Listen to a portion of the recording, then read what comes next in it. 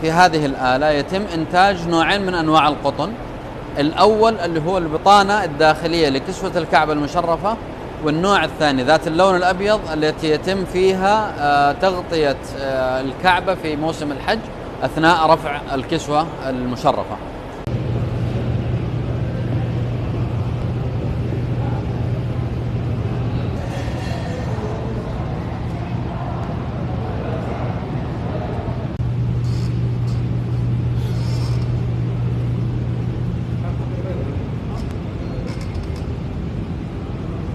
أحس بشرف كبير لما أصابعي تمسك الإبر ولما يدي تمسك ثوب الكعبة.